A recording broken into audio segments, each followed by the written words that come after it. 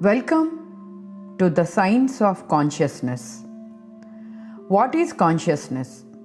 In our first episode, we looked at the whole map, the 3 octaves, 21 centers, one consciousness which is unfolding from matter to the divine. But a map is only as strong as its foundation. So before we walk any further into that territory, I want us to pause and ground ourselves in the question underneath all of it. Surprisingly, despite centuries of philosophy and decades of neuroscience, there is still no universally accepted answer. Scientists, philosophers, psychologists, and spiritual traditions all approach this question from entirely different directions. Let us begin with the scientific understanding, and once we have defined consciousness properly, I shall share more details about what happens to our consciousness when we sleep. Namaste and welcome back to The Science of Consciousness. I am Dr. Padmavati Roy. In our last episode, we looked at the whole map, these 21 centers, 3 octaves and one consciousness. Today, before we take our first step into the map, I want us to sit with a more basic question. What is consciousness? Not as a concept, but as something you can actually observe in your own experience every single night. So let us go deeper into the scientific perspective of consciousness.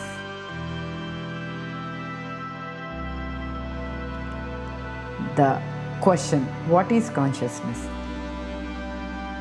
So let us now start with the question itself. What does science say consciousness is? So what is consciousness? It's not that what does the brain do. It's not what does the nervous system do. What is the actual experience behind all that? The fact that there is something. It feels like to be you. Right now, you are hearing my words or doing anything that you are aware. What is that awareness? This turns out to be one of the strangest, most stubborn problems in the modern science. It even has a name. Philosophers call it the hard problem of the consciousness. Here is why it is hard. Science is very good at explaining mechanisms. Like this neuron fires, this chemical releases, or this brain region lights up on a scan. What it has not been able to explain is why, and of that is accompanied by experience at all. Why isn't all of this just happening in the dark with nobody home? Why does it feel like something? Neuroscience has made real progress on one part of this. Researchers can now identify what are called the neural correlates of consciousness.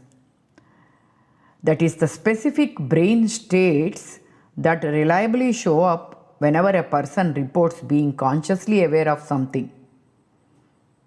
When you consciously see a red apple, certain patterns activate in the brain. When the same visual information is processed but doesn't reach conscious awareness, those patterns don't appear. So, we increasingly know where and when consciousness shows up in the brain. There are 2 major theories explain this question, this why. One is the global workspace theory and then integrated information theory. So, as per the global workspace theory, which was developed by Bernard Barthes and later built on by neuroscientist Stanislas Dehaene, think of the brain like a theater, right? So, all the activities, many processes happen in the backstage unconsciously, right? But the information is broadcast and becomes available to many systems like perception, language, memory, decision making, attention, and all these motor systems. And then there is a front stage. What gets into that workspace becomes what you are aware of. But for us to be aware of this, there are these backstage activities. Many processes need to happen in parallel, out of awareness. This we are not aware of. Like consciousness is like a spotlight on a stage, right? Many things happen backstage, but only what is broadcast to the whole system becomes conscious. So just think brain like a theater. There are so many things happening like in the backstage, like sensory processing, memory, planning, and all running unconsciously, as I just mentioned, shown on the slide, in the dark. These things keep happening unconsciously, right? So when that consciousness comes into the picture, consciousness happens when a piece of information gets pulled into the spotlight and broadcast to the rest of the brain at once, so that language, memory, and decision making can all access it all together. So neuroscientists have actually seen this in brain scans. When something becomes conscious, there is a sudden burst of activity that spreads across distant regions of the brain, instead of staying local like unconscious processing that does. So the other major idea is the integrated information theory, or IIT. It's not IIT, Indian Institute of Technology, but this is a different IIT, which is integrated information theory, from neuroscientist Giulio Tononi. So it starts from a simple observation, right? So your experience right now feels like one unified thing. You are not separately aware of the color, the sound, and shape. They are all fused into single scene. The integrated information theory says consciousness is basically a measure of how much a system's information is both specialized and unified. How richly its parts are woven together into one whole. The more integrated that information is, the theory says, the more conscious. So when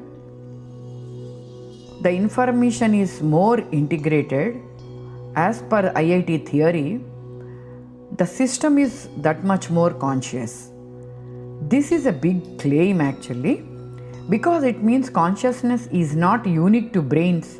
In principle, other systems could have it too, as long as they have integrated enough.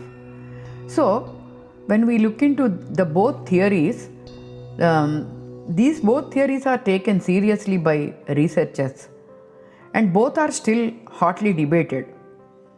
There was actually a major head-to-head test between them in the year 2023, and did not clearly decide or settle things either way. So neither theory has won yet, and that's part of why this field is still so alive. But here is the thing. Both of them share they are trying to explain the neural signatures of consciousness. What they don't answer is the deeper question sitting underneath both of them, which is consciousness something the brain manufactures, a byproduct of enough neurons wired together in the right way? Or is the brain closer to a receiver, an instrument that consciousness something not fully physical tunes into? The way a radio doesn't make the music, it just picks it up like a receiver. So, just to wrap up this slide, the global workspace theory says the consciousness is like a spotlight on stage. Many things happen on the backstage, but only what is broadcast to the whole system becomes conscious on the front stage. Similarly, the integrated information theory, when we look into the richer integration of information within a system, the system becomes more conscious, like shown on the right side. Here, parts are highly interconnected and unified. So, information is integrated and the level of consciousness will be more.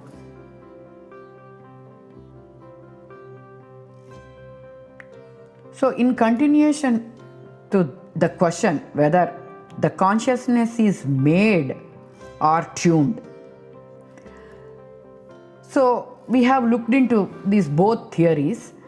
Both of those theories, though they are really just trying to explain the neural signatures of consciousness, the how, what they don't touch is the deeper question whether the consciousness is manufactured or just we are trying to tune into something else. So, science has real testable insights into a neural signature of consciousness and real competing frameworks for why those signatures matter.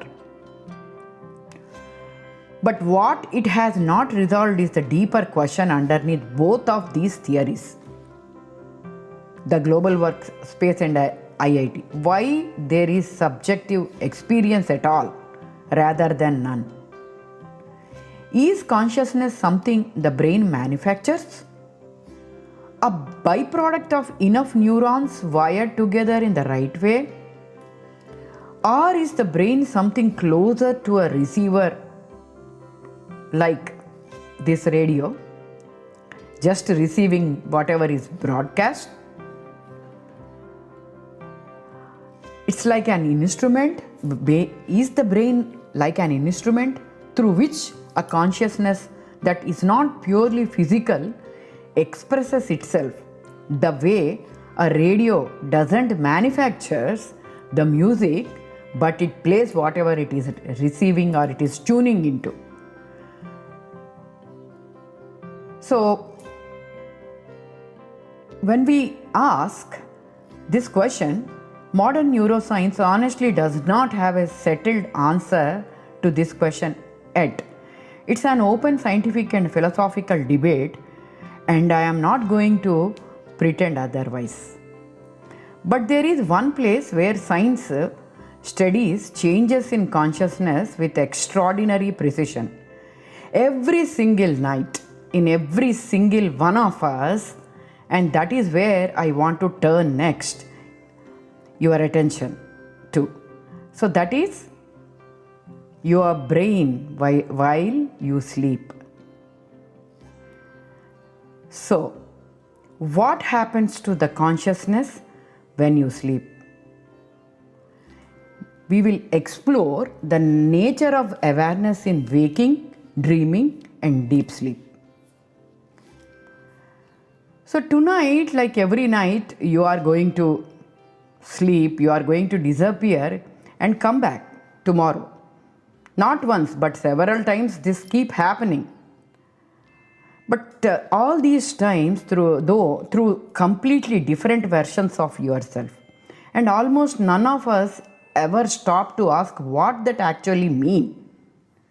Every single night, without exception, you pass through several distinct states of consciousness. And most of us never stop to notice.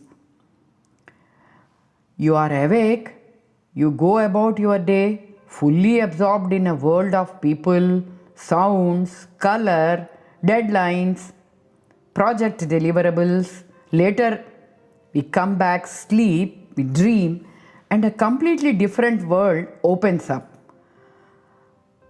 One that is built entirely inside your own head, with no external input at all, and somewhere in the deepest parts of the night, you slip into a state so still you don't dream at all. You don't even seem to exist until morning arrives and you do again. The old traditions actually gave these three states names thousands of years before anyone had an EEG or electroencephalogram. Waking is called Jagrat in Sanskrit. That means the world outside. Dreaming is Swapna, the world which is within. And deep dreams, sleep, is called Sushupti, a state so undifferentiated that even your sense of you seems to dissolve into it. So, today I want to walk through both maps together, the ancient map, the ancient one and the scientific one, and show you where they meet and where they part the ways. Let us start with the scientific map because modern sleep science can now measure this precisely.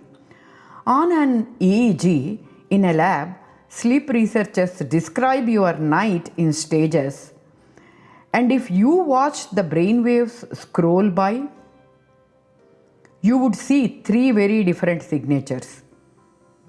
There is light sleep, where you drift in and out very easily. Your brain is quieting down, but it doesn't take much to pull you back. There is deep sleep, technically called slow wave sleep, where your brain produces large, slow delta waves rolling through like heavy tides. This is the state that corresponds most closely to Sushupti. And it is strange. If you wake someone up out of deep sleep, they often report nothing at all. They don't remember at all. No dreams, no sense of time passing, just absence. As far as their experience is concerned, no time passed.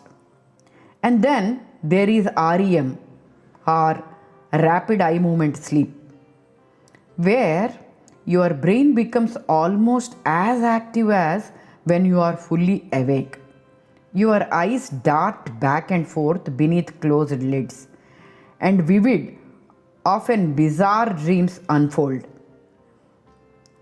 My husband once told me he had a dream that some aliens are knocking at our door.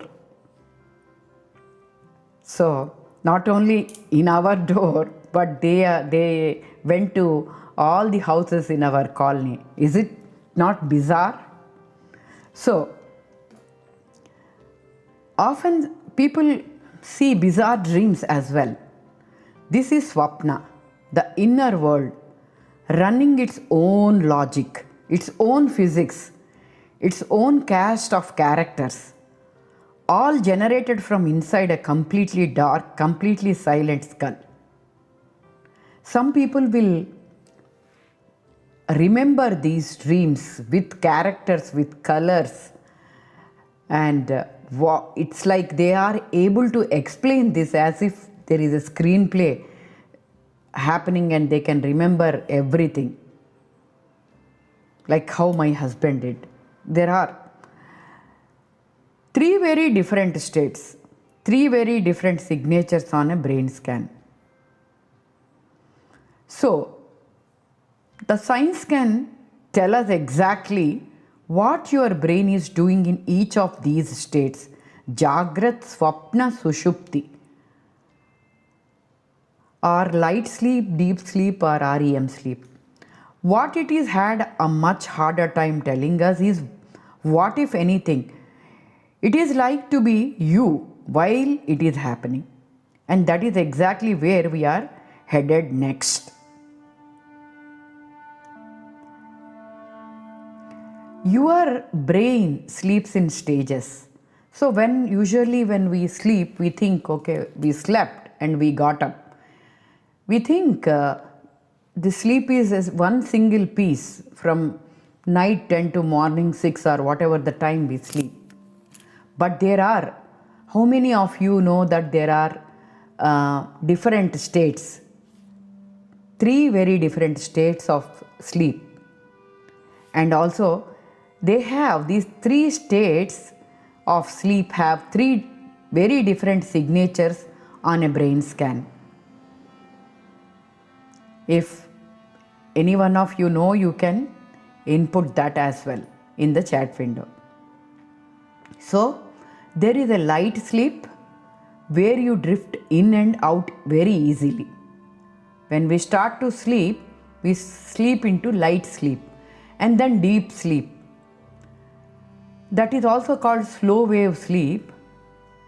In the hypnogram or the sleep chart, where large slow delta waves appear. If you are woken, you often report nothing at all. No dreams, no sense of time passing, just absence. And then comes the rapid eye movement sleep, where brainwave becomes almost as active as it appears that we are awake. Even our eyeballs start moving, i.e. dot beneath the closed lids. And in this stage, as I mentioned earlier, people will see vivid and bizarre dreams. So, modern sleep science can now measure this precisely on an electroencephalogram or EEG.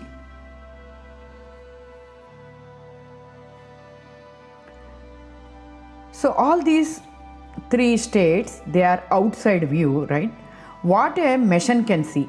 These 3 states can be seen by a machine. But a brain scan cannot tell you what it is like to be the person having that experiences.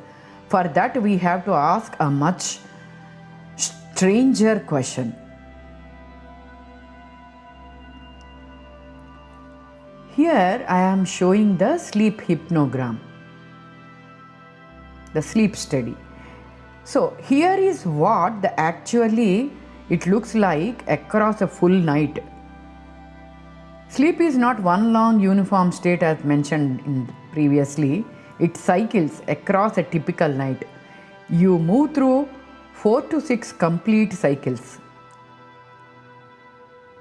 each lasting roughly 90 to 110 minutes. Sleep is not one long uniform state. It cycles across a typical night. You go through 4 to around 6 complete cycles, each lasting 90 to 110 minutes. So here, within each cycle, you generally move from N1, that is N1 state is the light sleep and the deeper sleep, N2, and deep slow wave sleep, which is N3, and back you will come to N2. Again you may go to N3, again N2, and in between REM happens, and from REM you will again come back to N2, and then after sometimes REM you will come back to N1 as well.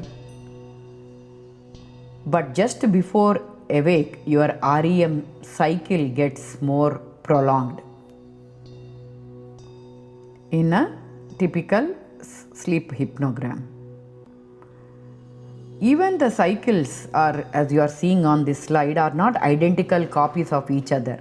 And this is the part of your hypnogram can capture. Everyone's sleep pattern can be different as well. So the thing is, brief awakening happens throughout the night. For some people it may last only for seconds. Most people don't remember these at all unless they are this the awakening is prolonged. So, as I mentioned, the pattern is not each stage happens one, like N1 or N2. It is a repeating cycle whose internal balance shifts across the night. Deep sleep, heavy early on, REM, heavy again later. The key patterns, if we observe, these three states don't just show up once and disappear, they repeat in cycles all night long, roughly every 90 minutes. Right? Every 90 minutes, all these key states keep repeating.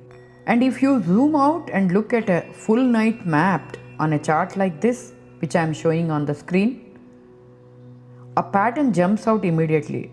Notice two things about this pattern. Deep sleep, N3, is front loaded. Most of your slow wave, dreamless, deep sleep happens in the first half of the night. By the later cycles, it becomes shorter or disappear. This N3 is completely disappearing at the later part of the night. Almost entirely it may disappear, and REM periods get longer. Your REM periods, as sleep is progressing, they are getting longer.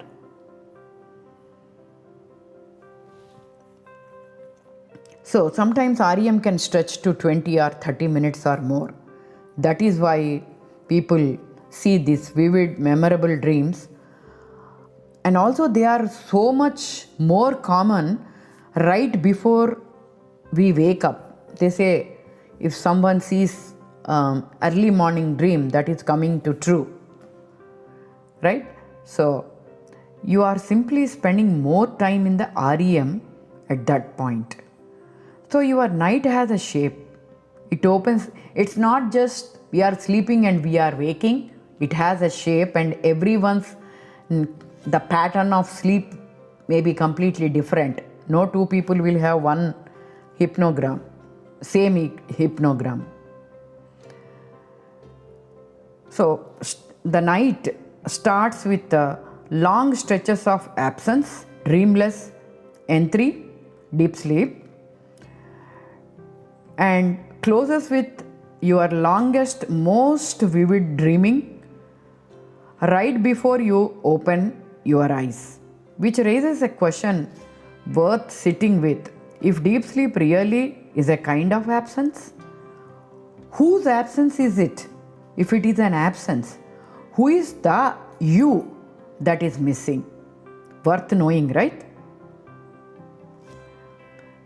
So, the ancient map, the wisdom that predates science. Now we are getting into the depths.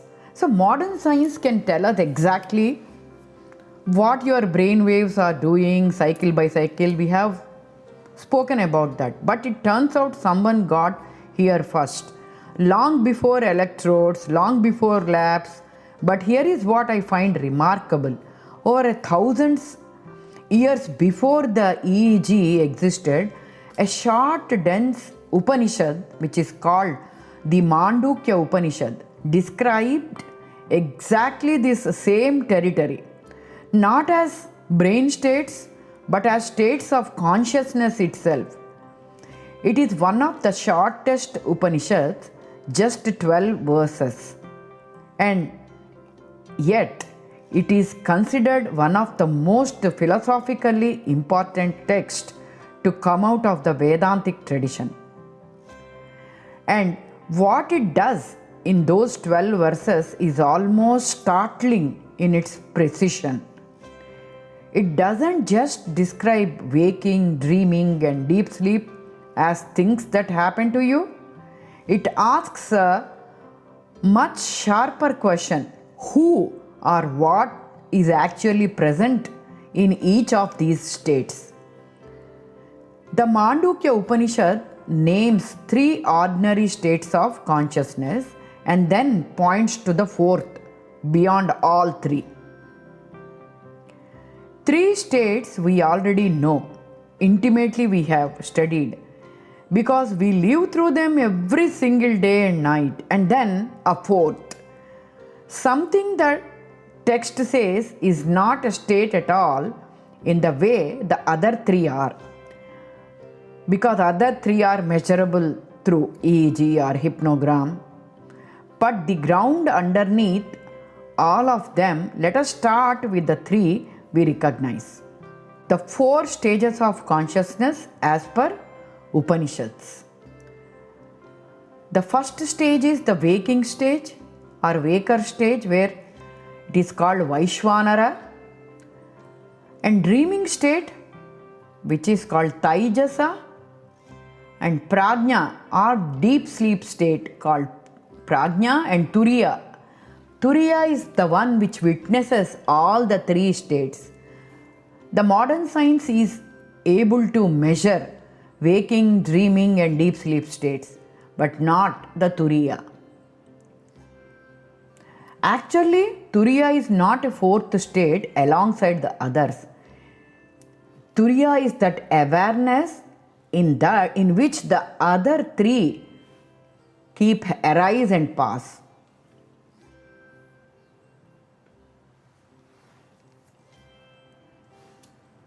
So in the Vaishvanara or waking state, consciousness is turned outwards, identified with the physical body. Because of this Vaishvanara state, we are able to identify ourselves with our physical body, engaging the gross material world through the senses.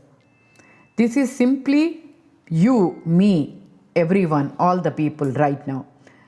And some of you are listening to this podcast.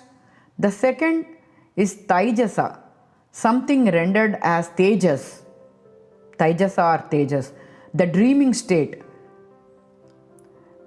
Basically in Sanskrit, Taijasa means made of light. Consciousness turned inward, generating its own inner world of images.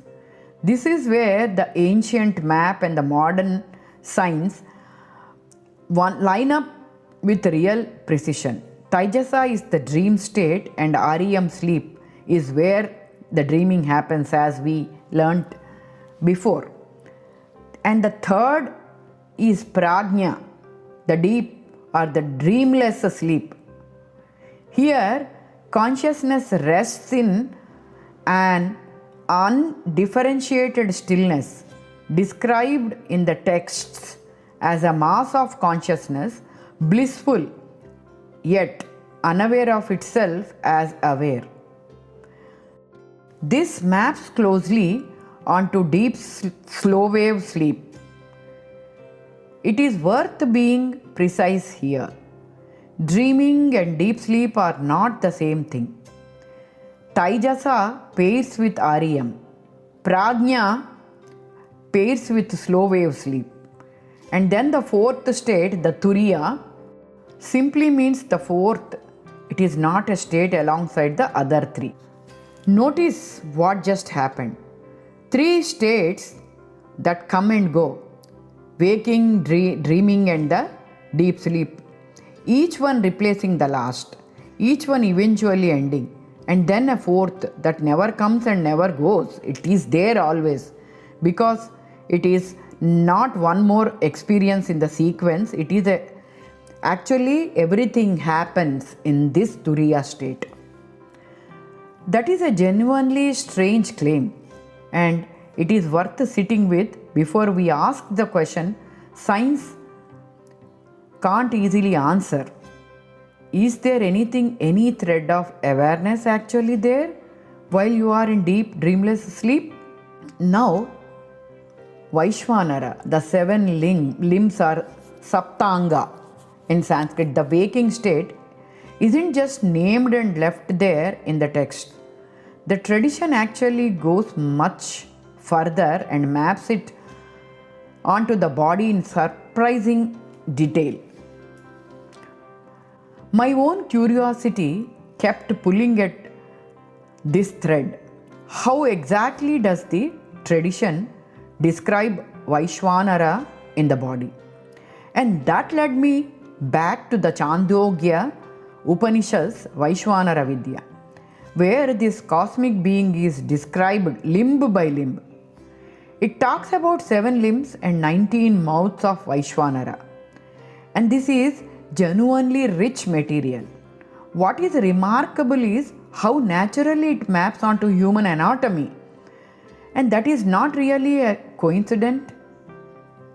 The tradition was already describing the body when it described this cosmic being. So Vaishvanara is you in the waking state.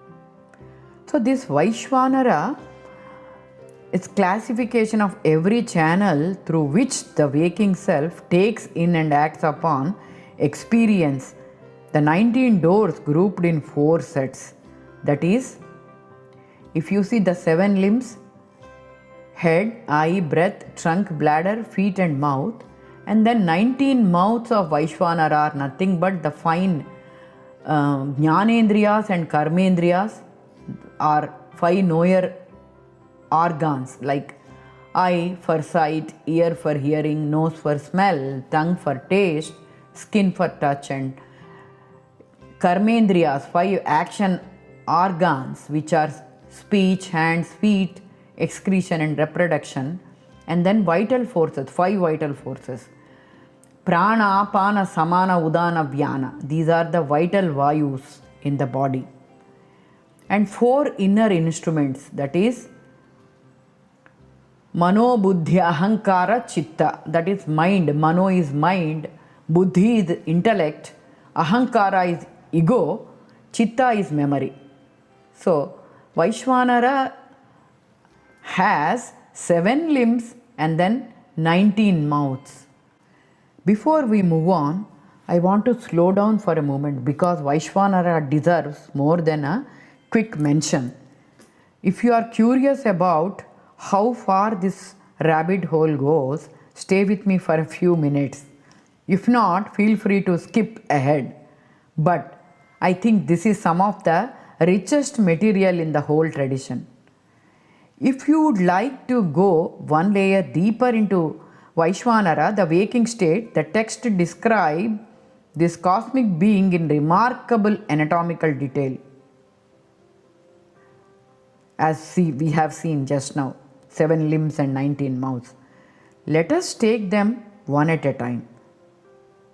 The 7 limbs, this comes from an old and beautiful teaching in the Chandogya Upanishad called the Vaishvanara Vidya, and what I love about it is that it doesn't separate the cosmic and the individual.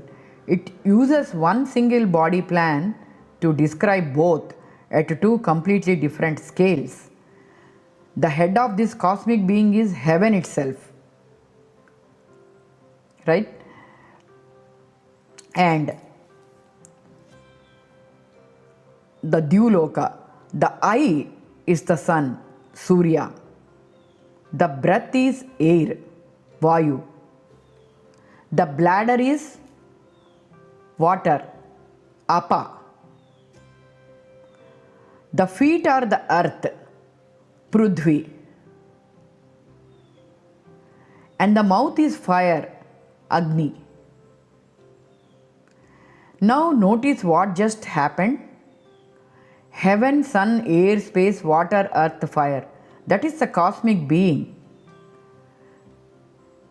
Virat. But every single one of these 7 elements is also quite literally a part of your own body. Your head, your eyes, your breath, your trunk, your bladder, your feet, your mouth. And same 7 limbs, 2 scales, one structure describing both the universe and you at once. Now let us talk about the 19 mouths.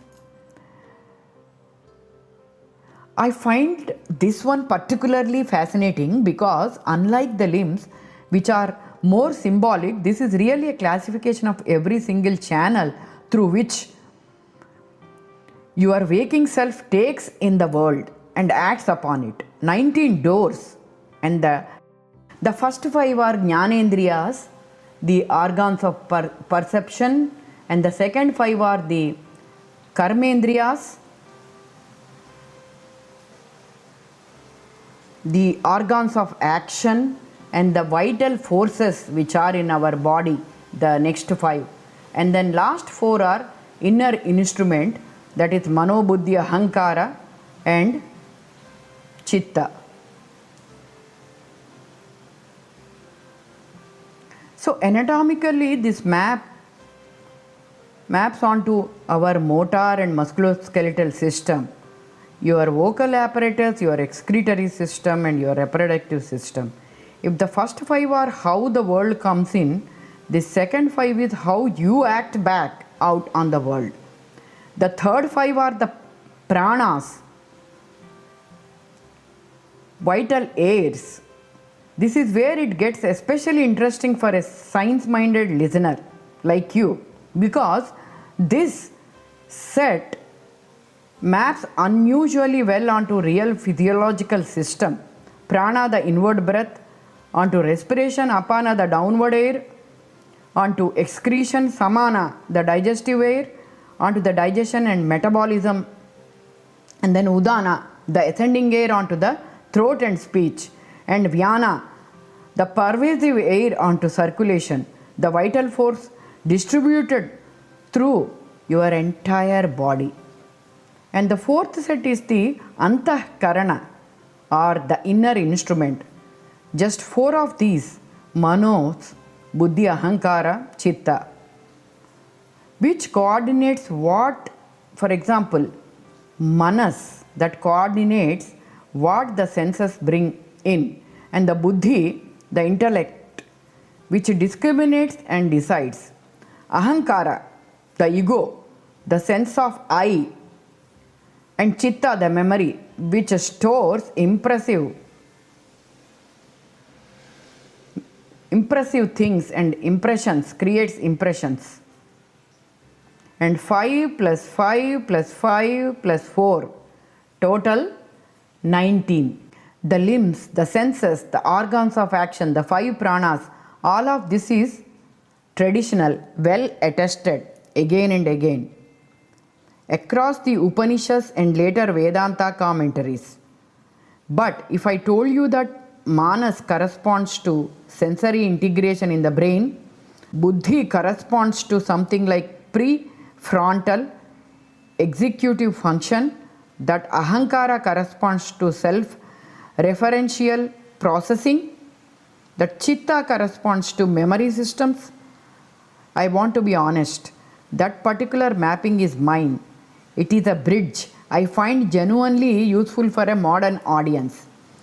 But it is not a claim the original text make. The Upanishads describe these 4 as functions of the inner instrument, not as a specific regions of the brain. So this is Vaishvanara, 7 limbs shared between the cosmic being and your own body, 19 mouths, the complete set of doors through which you perceive, act, breathe and think while awake. Underneath all of it, the same principle we keep returning to in this series. The sum total of Vishwanara or Vaishwanara is the Virat, the cosmic whole. All 19 of those doors, every sense, every action, every one of these channels are wide open right now while you are awake. But the moment you fall asleep and start to dream, every one of them closes. No eyes taking in light, no ears taking in sound, no hands, no voice, and yet something is still happening in there. Something is still perceiving, still moving through a world that is Taijasa. And it is a much stranger state than it first appears. Microcosm and macrocosm, the individual and the cosmic mirror, or individual consciousness and the divine or macrocosm.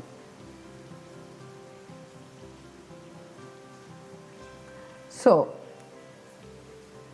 now let us actually look at that mirror directly, because it doesn't just apply to Vaishwanara, It turns out all four states have the same doubled structure, individual and cosmic level.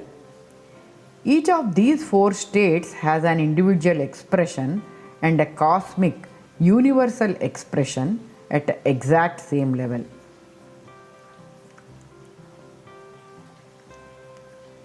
Vishwanara is the waking state, that is gross experiencer, that relates to the cosmic waking totality, the total physical universe. And Taijasa, the dreaming state, that is subtle experiencer, corresponds to the cosmic subtle mind, the golden womb, source of all subtle, that Hiranyagarbha. The cosmic subtle mind from which all individual minds and dream worlds are set to arise, and then the Prajna, the deep sleep state, which corresponds to Ishvara, the cosmic causal intelligence, the Lord or cosmic seed state. The Ishvara is the undifferentiated cosmic intelligence, the seed state from which the entire universe unfolds. And the Turiya. Turiya corresponds to the Brahma, the Paramashiva, non-dual reality beyond all states. It's actually not a true counterpart beyond duality. Individual and cosmic collapses into one at this Brahma state. So, here I want to make this core statement: the sum total of Vishwa is Virat. So the many minds, dreams and deep sleep states arise from the cosmic mind and the cosmic causal. Three pairs that mirror each other perfectly state for state, and then at the fourth level the mirror itself disappears. Show you that mirror how microcosm and macrocosm correlates with each other in more detailed manner. The same explanation is applicable here, but you are able to see yatha pinde tatha brahmande. That means the individual microcosm is a scaled down projection of the universal macrocosm. Because microcosm has four parts, the part one is Vaishwanara, Tejasa, Sushupti and Turiya. Similarly, macrocosm has got Virat, Hiranyagarbha, Ishvara and Paramashiva. Individual and cosmic consciousness. That brings us to there's a need to do a comparative study of science and Upanishads of the three states of consciousness that we have gone through so far. So here is where the two maps sit side by side. Waking aligns with Vaishwanara and REM sleep or rapid eye movement sleep corresponds with Taijasa, and deep N3 sleep corresponds with Prajna. So Turiya, as already I told many times, it is not measurable brain state at all, but the awareness in which the other three states arise. This is exactly where neuroscience currently stops, where the contemplative traditions begin. This diagram maps modern neuroscientific sleep architecture stages onto the classical fourfold model of consciousness that is called Avastatraya, which is described in the Mandukya Upanishad.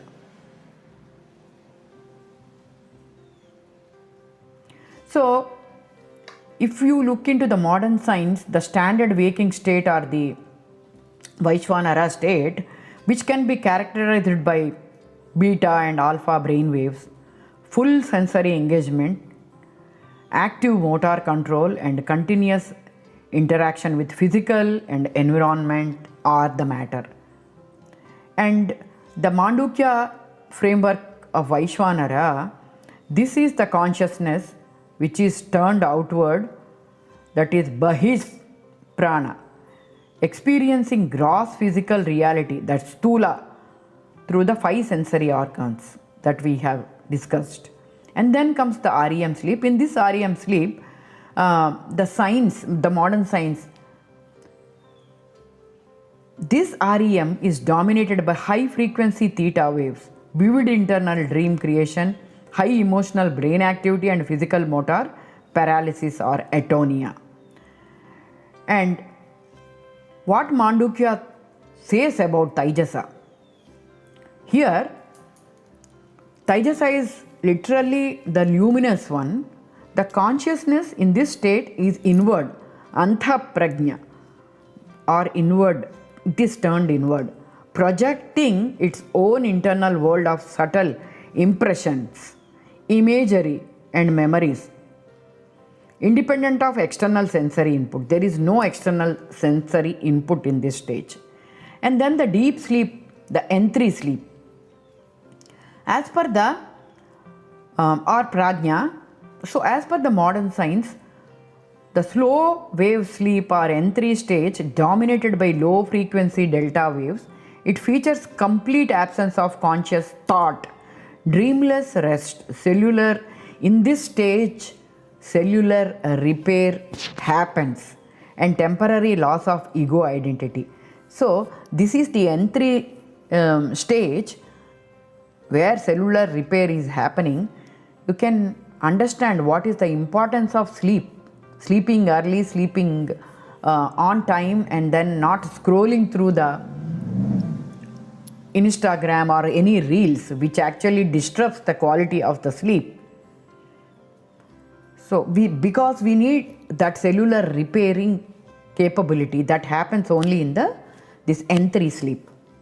So what Mandukya framework says about prajna is, which says mass of unified consciousness, a state of non-dual bliss, anandamaya, where mental fluctuations dissolve into causal potential or the karana.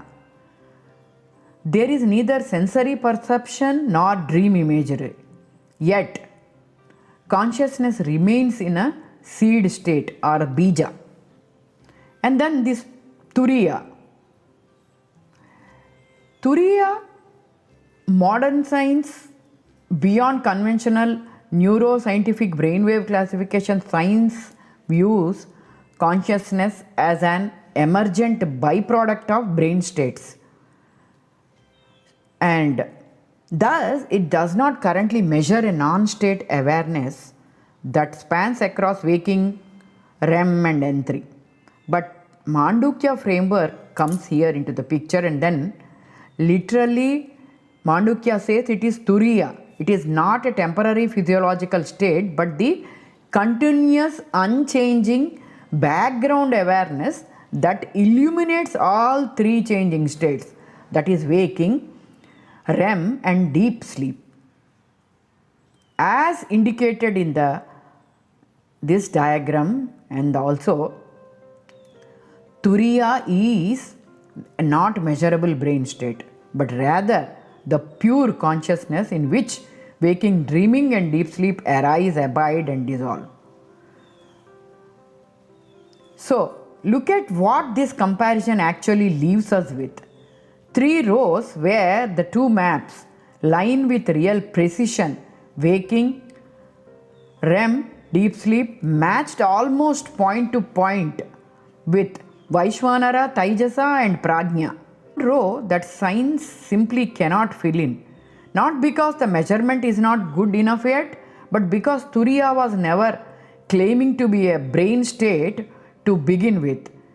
It is not asking what is the brain doing, it is asking who is aware.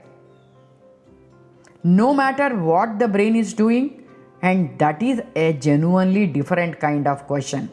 Don't you agree?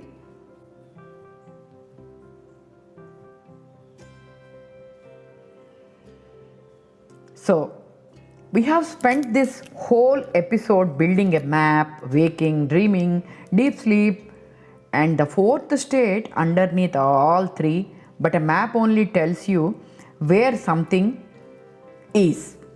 It does not tell you how to actually get there. For that, we need a different kind of practice, different kind of understanding, different kind of text altogether. This is the Vijnana Bhairava Tantra, a short, dense text from the Kashmir Shaivite tradition, framed as a dialogue between goddess Bhairavi and the god Bhairava, or Shiva and Parvati, where she asks Shiva directly, what is this ultimate reality and how does one actually realize it? What follows is his answer, the manual of direct realization. So what does that answer actually looks like? Let us find out. Where the Mandukya Upanishad gives us a map, a philosophical description of these four states, the Vijnana Bhairava Tantra gives us something more direct. A set of 112 practices, dharanas, each one a doorway towards directly recognizing Turiya within ordinary experience itself. And what makes this text so remarkable is where it looks for that doorway. Not in some rare field, otherworldly state you have to cultivate for years. In the breath, in a moment of surprise, in the gap between two thoughts, in hunger, in sound, in the instant just before sleep takes you. Next time, we are going to shift octaves entirely from the subtlest state of consciousness we have discussed today down to the most physical, most concrete expression of it there is. Join me next episode for the lower octave. The lower octave, which is evolution through matter. Why does every great journey begins with matter? Not with the mind, not with the soul, not with the highest truth, but with matter. With rock, with structure, with ground beneath everything else. In episode 3, we sit with that question properly. We will look at it through more than one lens. Through the findings of biological evolution and through the insights of Bhagavad Gita and yogic philosophy, two very different vocabularies, both circling the same mystery, why the journey of consciousness begins where it does. Lower octave coming in episode 3. Stay tuned. Thanks all. Namaste.